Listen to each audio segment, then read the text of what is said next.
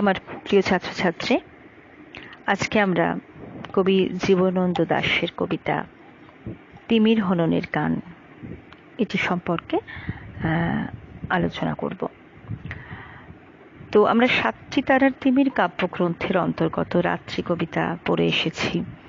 এই সাতটি তারার তিমির কাব্যগ্রন্থের উল্লেখযোগ্য কবিতা হচ্ছে তিমির হননের গান।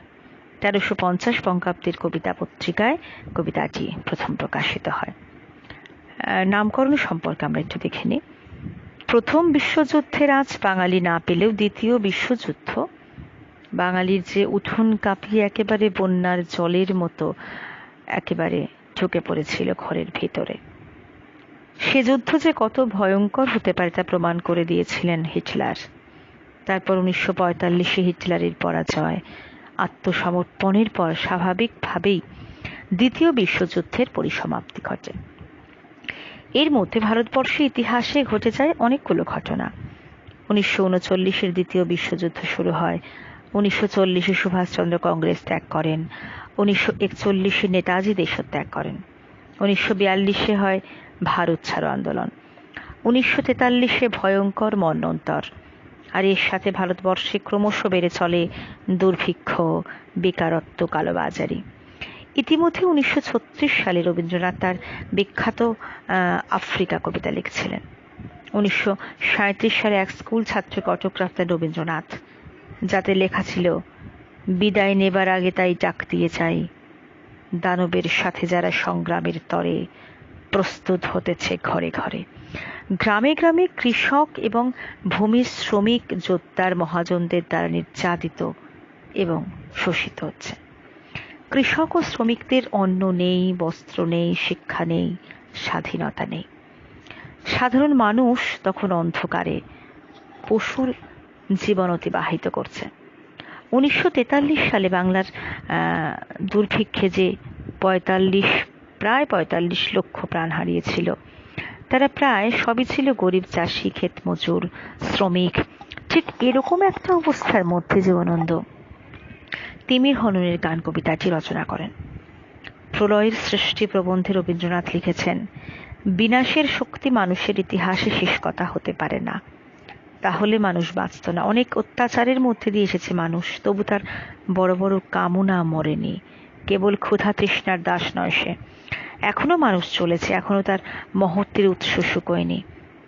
মানুষের ইতিহাসের অন্তরে যদি মহতের কোনো স্থান না থাকতো, তবে মানুষের ইতিহাস এত অত্যাচার সহ্য করেও প্রাণবন্ত থাকতে পারত না, প্রাণশীল থাকত না। আজকের দিনে এই গভীর নৈরাশ্যের মধ্যেও এটাই মানুষের আশ্বাসবাণী। সমস্ত সংঘাতের মধ্যেও কল্যাণের রূপ প্রচ্ছন্ন হয়ে আছে, সমস্ত দুঃখের মধ্যে, সমস্ত পাপের মধ্যে পুণ্যের আবির্ভাব, এই আমাদের আশা। জীবনানন্দ সেই আশা করেছেন, আর সেজন্যই তিমির হননের গান রচনা করেছেন। এই কবিতায় সব রকম অন্ধকারকে তিনি দূরে সরিয়ে রাখতে চেয়েছেন। তিমির হননে তবু অগ্রসর হয়ে আমরা কি তিমির বিলাসী? আমরা তো তিমির বিনাশী হতে চাই, আমরা তো তিমির বিনাশী। অধ্যাপক জহর সেন মজুমদার জীবনানন্দের নরক ভাবনা প্রবন্ধে বলছেন, প্রথম বিশ্বযুদ্ধ থেকে দ্বিতীয় বিশ্বযুদ্ধের দিকে ধাবিত সময়কালে রক্তাক্ত পটভূমিকায় দাঁড়িয়ে জীবনানন্দ ক্রমশ স্পষ্ট বুঝতে পারছিলেন যে তার দেখা আজকের মানুষের এই জীবন আসলে নৃমুণ্ডের হেঁয়ালি ছাড়া অন্য কিছু না। দীর্ঘদিনের অভ্যাস বশত মানুষ তার মনের মধ্যে যে স্বর্গ চেতনা এবং নরক চেতনা গড়ে তুলেছে, সেই গড়ে তোলা লোকায়ত বিশ্বাসের দ্বারা চালিত মানুষজনকে দেখতে দেখতে জীবনানন্দ ক্রমশ এটাও স্পষ্ট করে বুঝতে পারছিলেন যে মানুষ যাকে স্বর্গ ভাবে তা আসলে আলো, আর মানুষ যাকে নরক ভাবে তা আসলে অন্ধকার। জন্ম থেকেই বা জীবনের অভ্যুদয় থেকেই, শুরু থেকেই মানুষ মনে প্রাণে অন্ধকার থেকে আলোর দিকে যেতে চায়, অর্থাৎ তিমির বিনাশী বা নরক বিনাশী হতে চায়। তিমির বিনাশী এই যে মূল্যবোধ, যা মানুষের জন্মসঙ্গী, প্রথম বিশ্বযুদ্ধ থেকে দ্বিতীয় বিশ্বযুদ্ধের দিকে ধাবিত পৃথিবীর মানুষ সেই তিমির বিনাশী মূল্যবোধ হারিয়ে ফেলেছে। পৃথিবীর মানুষ আজ তিমির বিনাশী মূল্যবোধ ত্যাগ করে তিমির বিলাসী মূল্যবোধে আচ্ছন্ন হয়ে আছে। এমন নৈরাজ্য, হতাশা, যন্ত্রণা, নৈরাশ্য, আত্মকেন্দ্রিকতা দেখে জীবনানন্দ লিখেছেন, ইতিহাস অর্ধসত্যে কামাচ্ছন্ন এখনো কালের কিনারায়, তবুও মানুষ এই জীবনকে ভালোবাসে, মানুষের মন জানে জীবনের মানে, সকলের ভালো করে জীবন যাপন। কিন্তু সেই শুভরাষ্ট্র ছেড় দূরে আজ, চারিদিকে বিকলাঙ্গ অন্ধ ভিড়, অলিক প্রয়াণ, মন্বন্তর শেষ হলে পুনরায় নবমন্বন্তর, যুদ্ধ শেষ হয়ে গেলে নতুন যুদ্ধের নান্দিরোল। মানুষের লালসার শেষ নেই, উত্তেজনা ছাড়া কোনো দিন ঋতুক্ষণ, অবৈধ সংগ্রাম ছাড়া সুখ, অপরের মুখ ম্লান করে দেওয়া ছাড়া প্রিয় স্বাদ নেই। এই সব দিন রাত্রি কবিতায় জীবনানন্দের কাছে এই সবই হচ্ছে অন্ধকার। অন্ধকারের যন্ত্রণায় বেদনায় অস্থির কবি চরিত্র, সাধারণ মানুষের দুঃখ যন্ত্রণা চিত্র দেখে ক্ষোভে ফেটে পড়েছেন।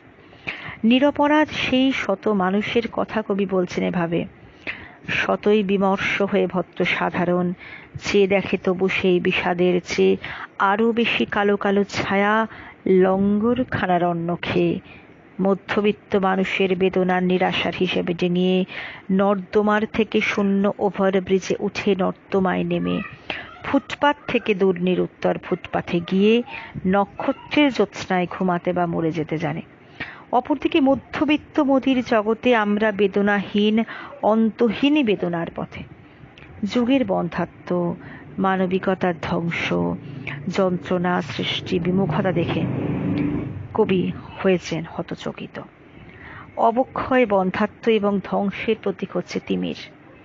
তথাপি কিন্তু কবি মানুষের ওপর বিশ্বাস হারান না।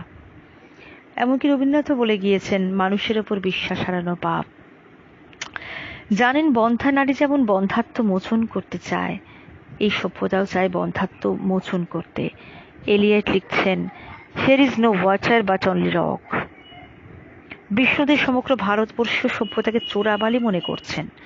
যন্ত্রশিল্পের আক্রমণে কলকাতার মতো বড় বড় শহর ও শহরের মানুষগুলো এলিয়টের ওয়েস্টল্যান্ডের মতন পুরো জমিতে রূপান্তরিত। বিষ্ণুদেব বলছেন, চোরাবালি যাকে দূরদিগন্তে কোথায় পুরুষকার। সেই পুরুষকারের দেখা জীবনানন্দ পাননি। তবু যুগের এই অন্ধকারের ধ্বংস প্রত্যাশী কবি গানের তরবারি অর্থাৎ ভালোবাসা দিয়ে তিনি যুগের এই তিমির, যুগের এই অন্ধকারকে হনন করতে চান, হত্যা করতে চান। মানব সভ্যতাকে তিনি গভীর সংকট থেকে রক্ষা করতে চান। রবীন্দ্রনাথ যাকে অন্ধকারের উৎস হতে উৎসারিত আলো বলেছেন, সেই তিমির হননের গান বা আলোর গান কবিতার শুরুতেই জীবনানন্দ গেয়েছেন, কোনো হ্রদে, কোথাও নদীর ঢেউয়ে, কোনো এক সমুদ্রের জলে পরস্পরের সাথে দুদণ্ড জলের মতো মিশে সেই এক ভোরবেলা শতাব্দীর সূর্যের নিকটে আমাদের জীবনের আলোড়ন হয়তোবা জীবনকে শিখে নিতে চেয়েছিল। এই জীবনকে শিখে নিতে চাওয়ার আনন্দের জন্য মানব সমাজের ক্লান্তিকালে কবি গেয়েছেন তিমির হননের গান। তিমির হননের গান কবিতাটি ছোট বড় পংক্তিতে গদ্য ছন্দে লেখা গদ্য কবিতা। কবিতাটিতে আমরা অনুপ্রাসের ব্যবহার লক্ষ্য করি। তারার আলোর দিকে চেয়ে নিরালোক, হেমন্তের প্রান্তরে তারার আলোক, রূপক অলঙ্কারের কথা, মধ্যবিত্ত মদির জগতে আমরা বেদনাহীন, অন্তহীন বেদনার পথে।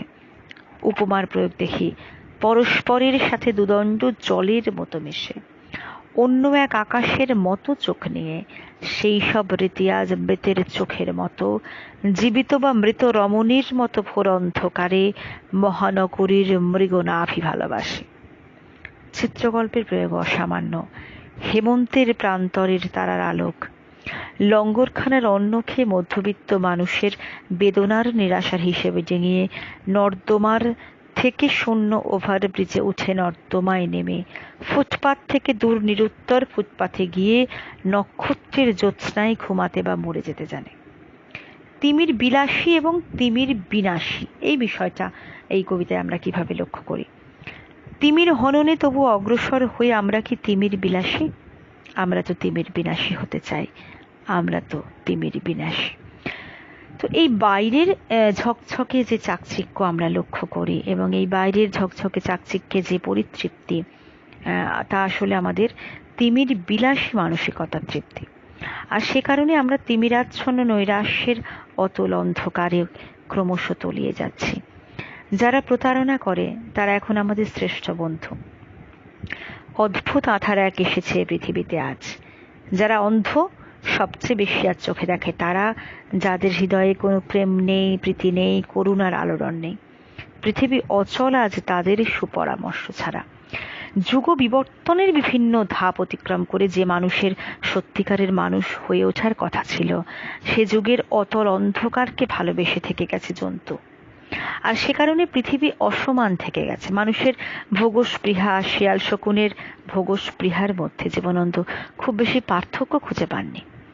ওই ভোগস্পৃহা মানব সমাজের অনন্ত দুঃখের কারণ।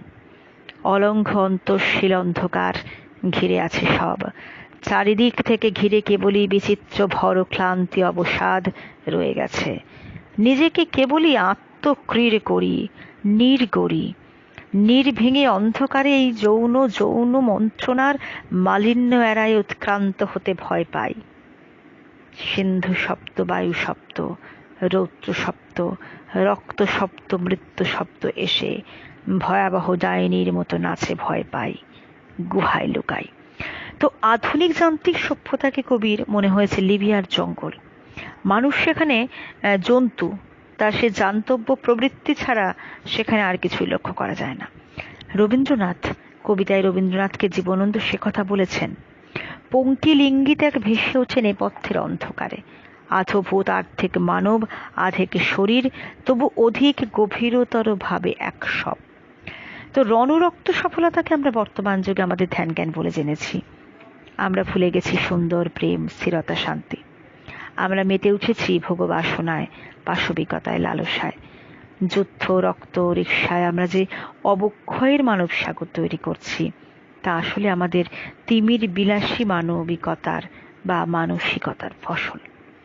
ভয়ঙ্কর এই নেশার হাত থেকে রক্ষা পেতে গেলে আধুনিক যান্ত্রিক বিজ্ঞান সৃষ্ট যে নাগরিক সভ্যতা, তাকে শোধন করে মানবতার কাছে মাথা নত করে বলতে হবে, असतमा सद्गमया तमसा मा ज्योतिर्गमया মৃত্যুর্মা অমৃতঙ্গময়া আবিরাবির মিত্রাধি।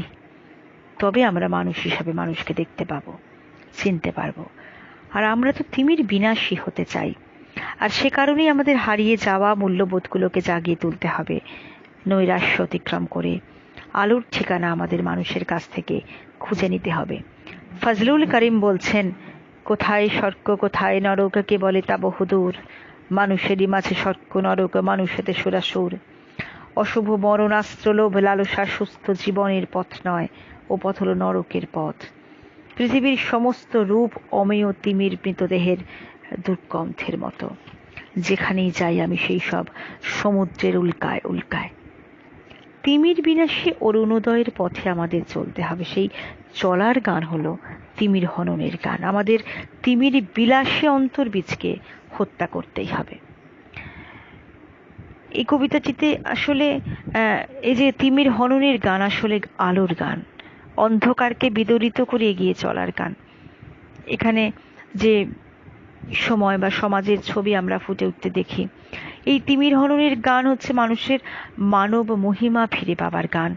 দরিদ্র মধ্যবিত্ত দুটো শ্রেণীর মানুষের কথা বলছেন।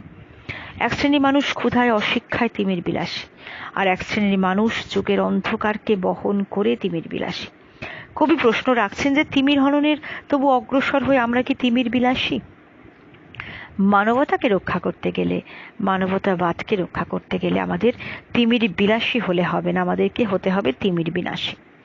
কোনো এক সমুজ্জ্বল ভোরের প্রত্যাশী আমরা। সংশয়ের অন্ধকারকে দূরে সরিয়ে রেখে আমাদের বলতে হবে, এই পথে আলো জেলেই এ পথের পৃথিবীর ক্রমমুক্তি হবে। মধ্যবিত্ত মোদির জগতে তিমির বিলাসী হওয়ারই আশঙ্কা থাকে। তাই জীবিত বা মৃত রমণীর মতো ভেবে অন্ধকারে মহানগরীর মৃগনাভি ভালোবাসে। টি.এস. এলিয়ট মানুষের অবচেতন মনে নির্জনতা এবং একাকিত্বকে সেতু ভাঙার চাবির রূপকে ফুটিয়ে তুলেছেন। London bridge is falling down, falling down, falling down. মানুষ তখন নিজের মধ্যে নিজে হয়ে ওঠে একজন নির্জন দ্বীপবাসী, একাকী।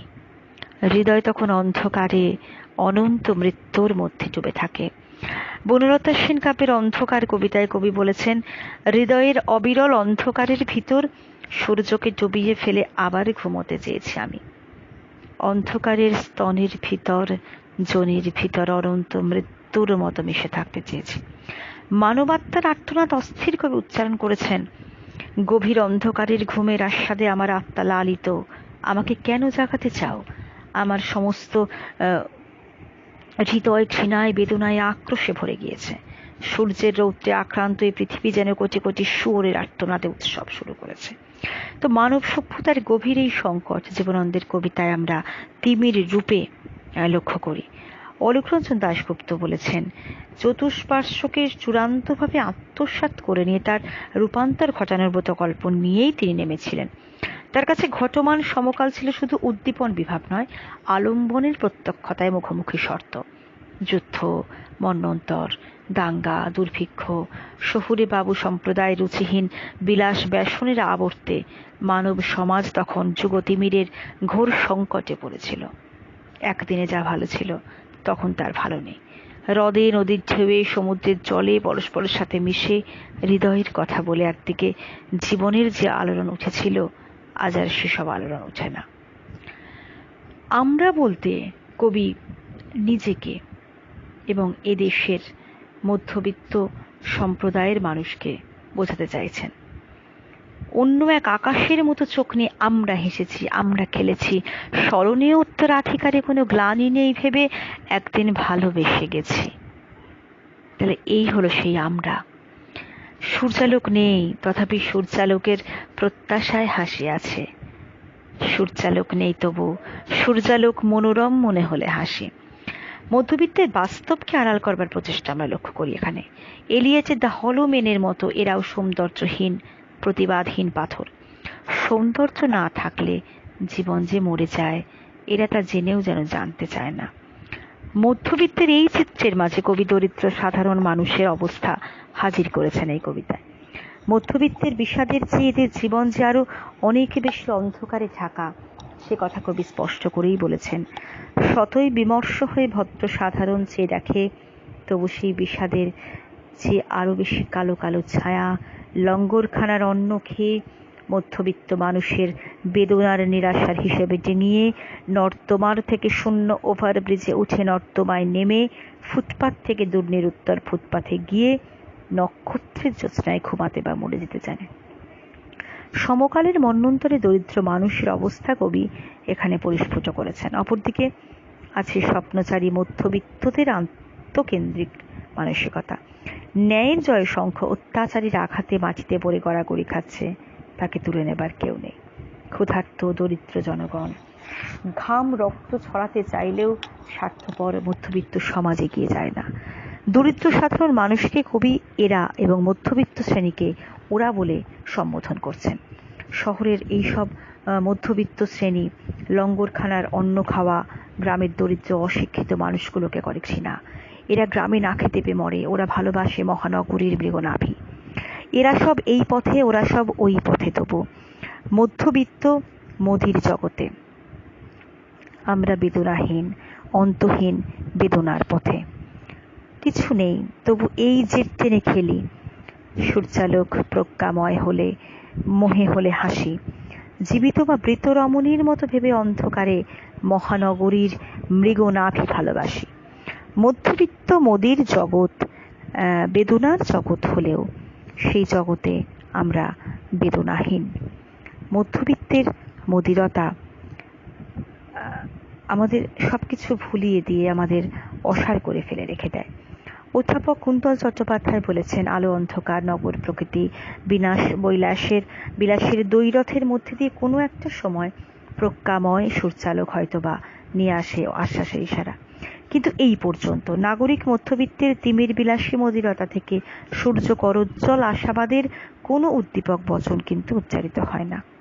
বরং অন্ধকারে জেগে থাকা মর্ষকাম, হৃরংসার উপস্থিতি মধ্যবিত্ত মদির জগতের তিমির বিলাসের অন্ধকারকে আরো উৎকটভাবে চিনিয়ে দেয়। মানবতার এই অপচয় কবির কাছে অসহ্য। মানুষ এখানে আদিম জন্তুর নামান্তর। আত্মস্বার্থ চরিতার্থ করা ছাড়া মধ্যবিত্ত শ্রেণী কিছু চেনে না। এত কিছুর পরেও কিন্তু কবি মানুষের উপর বিশ্বাস হারাচ্ছেন না। যাত্রী কবিতায় বলছেন, হৃদয়ে চলার গতি গান আলো রয়েছে অকুলে, মানুষের পটভূমি হয়তো বা শাশ্বত যাত্রীর। চিরন্তন মানুষ চলতে চলতে অন্ধকারের উৎস থেকে একদিন আলোর ঠিকানা বের করে নিতে পারবে বলে কবি মনে হয়েছে। তিমির হননে তবু অগ্রসর হয়ে আমরা কি তিমির বিলাসী? আমরা তো তিমির বিনাশী হতে চাই, আমরা তো তিমির বিনাশী। তো মানুষকে ভালোবাসলে, উত্তর পুরুষকে ভালোবাসলে কবি বলছেন, তিমির বিলাসী হয়ে বসে থাকলে কিন্তু আমাদের একদমই চলবে না, আমাদেরকে হতে হবে তিমির বিনাশী। তো এই কবিতাটির একটি রসগ্রাহী আলোচনা সম্পর্কে আমরা একটু দেখে নেব। যে জীবনানন্দ বড় কথা না বলেও মানুষের অন্তর্যন্ত্রণাকে তুলে আনতে পেরেছেন ছোট ছোট বাক্যে। সেই বাক্যগুলো ধ্রুব সত্যের মতন যেন এক একটা বাসনার জন্ম দেয়, আর সেই বাসনাগুলো জীবনকে সময়ের রাজপথে নিয়ে গিয়ে দাঁড় করায়। সেই রাজপথ অতীত থেকে ভবিষ্যৎ অবধি বিস্তৃত। সেই রাজপথের যাত্রী মানুষ তিমির বিলাসী হয়ে বসে থাকতে পারে না। তার মানবাত্মা অমৃতের বিশ্বকে দেখতে চায়। রণরক্ত সফলতা সত্য, কিন্তু শেষ সত্য নয়। কলকাতা একদিন কলোনি তিলোত্তমা হবে। তো ভবিষ্যৎ দ্রষ্টা কবি বহুদিন আগে কথা বলে গেছেন। হ্যাঁ, যে এই যে রণরক্ত সফলতা মহাবিশ্ব চেতনার উৎসারিত মানবাত্মার সন্ধান দেয় না। কবিতায় নষ্টভ্রষ্ট সভ্যতা দেখে আতঙ্কিত, কিন্তু শূন্যতা বিচ্ছিন্নতা বোধকে নিয়ে নির্জনতার সঙ্গীত রচনা করলেও অন্ধকার তার কবি আত্মাকে নরক ভাবনায় প্ররোচিত করলেও সেই অন্ধকারের উৎস থেকে জীবনের আলো খুঁজে বের করতে চেয়েছেন। এবং বারবার এটা আমরা বিভিন্ন বিষয় আলোচনা করতে গিয়েও বলছি, বারবার এই লাইন চলে আসছে যে তিমির হননে তবু অগ্রসর হয়ে আমরা কি তিমির বিলাসী? আমরা তো তিমির বিনাশী হতে চাই, আমরা তো তিমির বিনাশী। এই তিমির বিলাসী হওয়াটা হচ্ছে নগরের জীবনের ট্র্যাজেডি। মধ্যবিত্তরা জানিয়েছেন এই মহানগরীর মৃগনাভি ভালোবাসি। অধ্যাপক তরুণ মুখোপাধ্যায় লিখেছেন, যদিও মৃগনাভি মানে কস্তুরী, তবু এখানে নাভি শব্দ আমিষাসী ঘ্রাণ আনে। যারা শুধু নারী দেহ চেনে, উপভোগী সত্য জানে, মৃত বা জীবিত বিচার করে না, তারা রুচিহীন, বিকারহীন এবং মনোহীনভাবে বাঁচতে চায়। মহানগরীর অন্ধকারে একটি ব্যাঙ কিংবা মশার মতন আত্মদরপরায়ণ হয়ে বেঁচে থাকার তুচ্ছ সুখ ভোগ করে। বৃহত্তর মানব জীবন এই তুচ্ছ সুখের ঘরে বাসা বেঁধে থাকতে পারে না। দরিদ্র সাধারণ মানুষের কাছে অন্ধকারই হলো জীবনের নিয়তি। তারা লঙ্গরখানার কন্ন খেয়ে মধ্যবিত্ত মানুষের বেদনার নিরাশার হিসেবে ডিঙিয়ে নর্দমার থেকে শূন্য ওভারব্রিজে উঠে নর্দমায় নেমে ফুটপাত থেকে দূর নিরুত্তর ফুটপাথে গিয়ে নক্ষত্রের জ্যোৎস্নায় ঘুমোতে বা মরে যেতে জানে। জীবনানন্দের শহরের যে চেনা মানুষগুলোর সুখী জীবন ক্রমশ বদলে যাচ্ছে। এই মানুষগুলোকে কবি দুঃখ যন্ত্রণার ক্লেদ কালিমা থেকে বাঁচাতে চেয়েছেন। আমরা তো তিমির বিনাশী হতে চাই। মানুষের দুঃখ যন্ত্রণা দেখে কবি ক্লান্তি অবসাদ অনুভব করেছেন, আর সেই দুঃখ যন্ত্রণার বেদনার থেকে উত্তরণের একটা পথ খুঁজে বেরিয়েছেন। আজকে আমরা ক্লাস এই অবধি থাক। আমরা পরবর্তী ক্লাসে আরো দু একটা বিষয় দেখে নেব।